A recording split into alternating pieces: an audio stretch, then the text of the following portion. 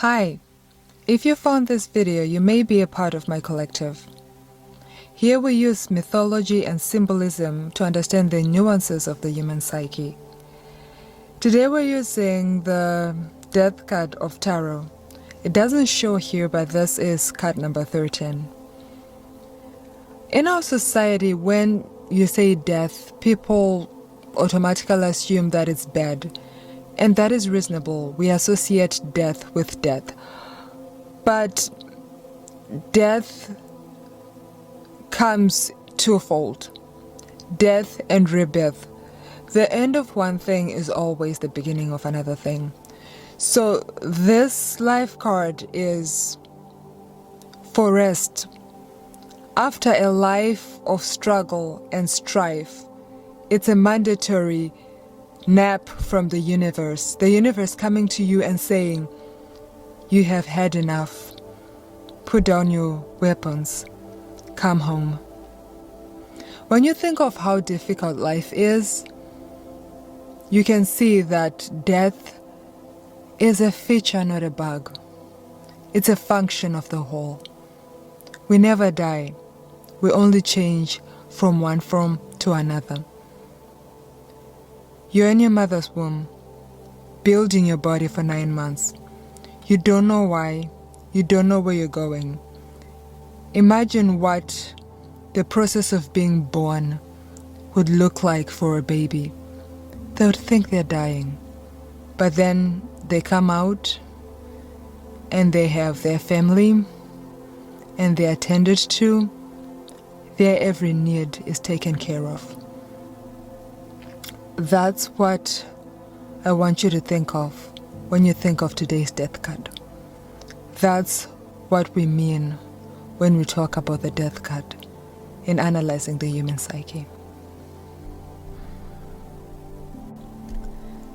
The death card is card number 13, and in numerology we reduce that to 3 plus 1, which is 4. Which gives us life path number 4. The core traits are you're hardworking and diligent, you are stable and dependable, you're practical and organized, you're a builder, and you're grounded. This fits well to our previous devotion with the Empress, where we said she is very fiery and excited, but she might have trouble sitting down and planning and executing because she's always having ideas and she gets excited about them. So with path number 4, that's something that can help you grow. And I like this one specifically because it's not a direct 4. It comes through 13, and 13 is regarded as a karmic number, which means who you become after learning some hard lessons. So this is an evolved 4, and that's why it comes tethered with the death card. So yeah, that's all for today. Now for the elemental prayer. Number 1, air.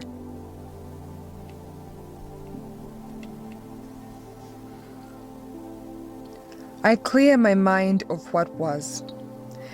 The foremind clings to proven systems and old blueprints. Air here is not about gaining new ideas. It's about releasing old certainties. Remember, death and rebirth. So you have to make that jump. Release old inhibitions, limiting beliefs. Number 2, water. I grieve what must be released. This is the line that most people on this life path will resist because death, it's not something we go into softly. It's something we fight with all we have. So here, admitting it to yourself, to your soul, that what is over must be over, and what must start is hard. But the beginning of progress is acknowledging just that part. Number 3, fire.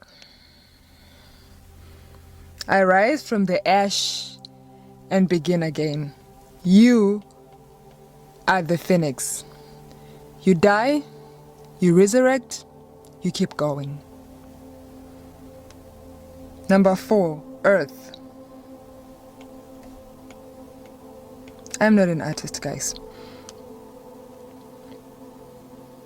I trust that what I build this time will hold. You're starting a new beginning.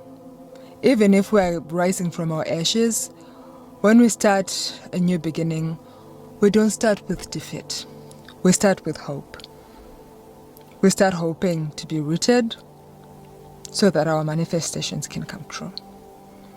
That is all for the day, collective. I'm feeling a bit out of it. I had an emotionally heavy day yesterday because I did sort of a blue moon purge, which means I looked when the last blue moon was. I don't remember the exact date, but it was sometime in August 2024. And now it's May. It was May yesterday. It's May 2026, and there's a lot of habits that I had just started in 2024, and they have rooted, and I have become a better person, which is nice. But there's also other things that I wanted to change that didn't. There are still old patterns that I wanted to get rid of, that I still haven't liberated myself from. So I meditated, I took care of myself, which was nice, but I couldn't film a devotion, which is not ideal because while I'm not being consistent for numbers, I have to be consistent if I have to find all the members of the collective, or at least as many as possible, because here we want to help each other grow. Life is too fake out there. There's not. Sometimes you don't know what to do. Sometimes you need to know about the inner workings of the mind of a stranger to understand your own, and that's what makes us collective. So I hope you take care of yourselves. Remember that you're in charge of your destiny. It's in your hands, and you are a very powerful being of light. I hope you have a great day. Bye.